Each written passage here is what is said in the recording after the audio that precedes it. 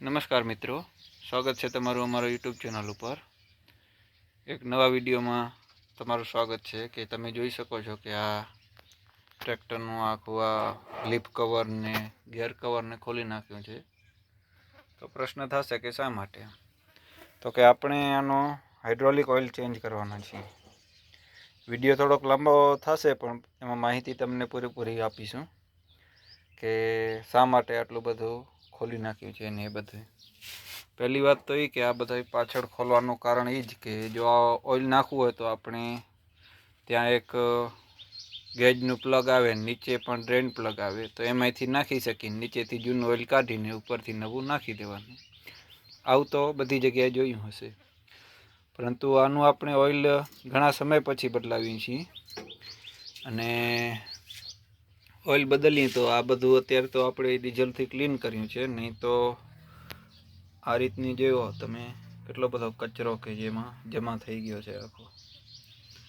આ બધી ચારે બાજુ તમે જોઈ શકો છો વિડીયોમાં. આ રીતે આખો કહેવાય ને કે જુઓ આ ક્રાઉન પિનિયન ઉપર ને આ બધું અત્યારે એક વખત આપણે ડીઝલ માર્યો છે એટલે થોડો ઘણો સફાઈ થઈ ગઈ છે. નહીં તો કહેવાય ને કે પહેલાં આ બધું આ કચરાથી ભરપૂર હતું. હવે નવું ઓઇલ નાખવું છે ને જો આ બધું કચરાથી ભરપૂર હોય, તમે આ અહીંયા જોઈ શકો છો આ રીતનું. તો આપણે જે નવું ઓઇલ નાખી તેનું રિઝલ્ટ મળી ન શકે. એટલા માટે આ બધાની સફાઈની જરૂર હોય છે. તો આ બધું આપણે ખોલી અને એક વખત ડીઝલથી હજી પ્રેશર મારી અને પાણીના પ્રેશરથી એકદમ ક્લીન કરશું. જેના કારણે આપણે કહેવાય ને કે જે નીચે એમરી બની હોય, કેમ કે આ બધા ગેર ચક્કર છે એ ઘસાઈને એવી એમરી નીચે બેસતી આવે. તો એ બધા માટે આ બધું આપણે ખોલી નાખ્યું છે. હજી પણ આપણે આનો ટાયરને આનો જે એક્સલ છે તેલમાં ડૂબેલા હોય છે આ ટ્રેક્ટરના, એટલે આપણે અહીંયાનો પણ આ બધું ખોલવું પડશે.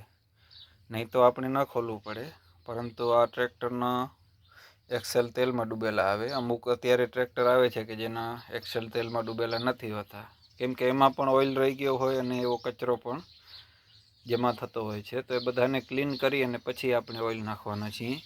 જો આખી આ રીતની પરત જામી ગઈ હોય તો એ પરતને આપણે સાફ કરવી પડે. અને અત્યાર સુધી આપણે હજી આનું ક્યારે જનરલ ઓઇલ નથી બદલાવ્યું, માત્ર ટોપઅપ કર્યું છે. એટલે આને વરસ થઈ ગયા 1998માં ટ્રેક્ટર લીધેલ છે, ત્યાર પછી એક વખત આખું ઓઇલ નથી બદલાવ્યું. અને અત્યાર સુધી કોઈ એમાં ફોલ્ટ પણ નથી આવ્યો. આ તમે આખા એના ચક્કરમાં કે આનું કોઈ પણ પ્રકારનું કામ નથી કરાવ્યું આપણે. એકદમ હજી કંપની ફિટિંગ જ છે. જુઓ આ રીતનું ક્રાઉન પિનિયન પણ તમે જોઈ શકો છો કે હજી કોઈ એમાં એવો ખાસ કોઈ દાગા નથી થયા કે જેના લીધે આપણે કાંઈ એમાં ચેન્જીસ કરવું પડે.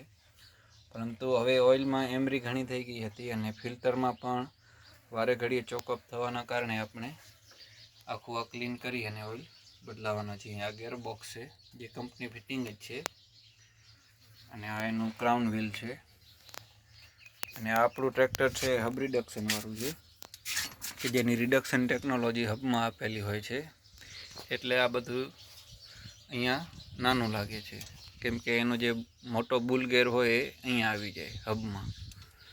અને આ એક હાઇડ્રોલિક લિફ્ટ છે એનું આ કવર. તો આપણે આ ટ્રેક્ટરમાં જે પંપ છે એ હાઇડ્રોલિકમાં જ આવતું. આ રીતે તમે જુઓ કે અંદરો અંદર જ પંપ ફિટિંગ થઈ જાય.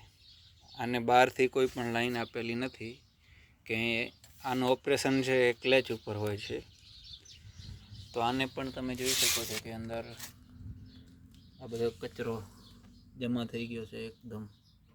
એને સફાઈ કરી અને પછી જ આપણે આ બધું ફિટિંગ કરવાના છીએ, કે જેના કરીને આપણને કહેવાય ને કે જે ઓઇલ નાખીએ છીએ તો એનો પૂરેપૂરો રિઝલ્ટ મળી રહે. અને બીજો ખાસ કોઈ આમાં ફોલ્ટ છે નહીં, એટલા માટે આપણે આને એકદમ સફાઈ કરી ફરીથી ફિટિંગ કરશું. તો ચાલો હવે આગળ વિડીયોમાં તમને એક વખત સફાઈ કરી અને કેવું ક્લીન થઈ ગયું છે, કે અત્યારે જોતાં જે આવું લાગે છે એ સફાઈ પછી કેવું લાગે છે અને આ બધું ખોલીને પણ ટ્રેક્ટર કેવું લાગે છે એ તમને વિડીયોમાં બતાવીએ, અને આપણે ઓઇલ નાખીશું તો એ પણ તમને બતાવીશું.